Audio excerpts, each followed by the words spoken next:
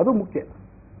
ಹೀಗಾಗಿ ಜನರ ಪ್ರೀತಿ ವಿಶ್ವಾಸ ಗಳಿಸುವಂಥ ಕೆಲಸನ ಮಾಡಿದ್ದೀನಿ ಹೊರತು ಮತ್ತೊಂದು ದುರಾಲೋಚನೆ ನನ್ನ ಮನಸ್ಸಲ್ಲಿ ಎಂದೂ ಬಂದಿಲ್ಲ, ಯಾರ ಬಗ್ಗೆನೂ ಬಂದಿಲ್ಲ. ಅಲ್ಲ, ಜನರ ಪ್ರೀತಿ ವಿಶ್ವಾಸ ಕಾರಣ ನಿಜ. ಆದರೆ ಎಲ್ಲೋ ಒಂದು ಕಡೆ ಶೆಟ್ಟರ್ ಅವ್ರಿಗೆ ಈ ಗಣಿ ದಣಿಗಳು ಕೈ ಹಿಡಿಬೇಕಾಗಿ ಬಂತು. ಅವರಿಂದ ಶೆಟ್ಟರ್ ಅವರು ಮೇನ್ ಸ್ಟ್ರೀಮ್ಗೆ ಬಂದರು. ಈ ಪರ್ಯಾಯವಾಗಿ ಒಂದು ರೀತಿ ನಾಯಕತ್ವವನ್ನು ನಿರ್ಮಿಸ್ಕೊಂಡ್ರು. ನಾನು ಲೀಡರ್ ಆಫ್ ಅಪೋಸಿಷನ್ ಇದ್ದಾಗ ಗಣಿ ದಣಿಗಳು ಎಲ್ಲಿದ್ದರು, ನಾನು ಸ್ಟೇಟ್ ಪ್ರೆಸಿಡೆಂಟ್ ಇದ್ದಾಗ ಗಣಿ ದಣಿಗಳು ಎಲ್ಲಿದ್ದರು. ಮತ್ತು ನಾವು ಇನ್ನೊಂದು ಯಾಕೆ ನಾವು ಎಲ್ಲರೂ ವಿಚಾರ ಮಾಡ್ತಾ ಇದ್ದೀವಿ, ನಮಗೆ ಇವತ್ತು ನಂಗೆ ಗುರ್ತಾಗ್ತಾ ಇಲ್ಲ.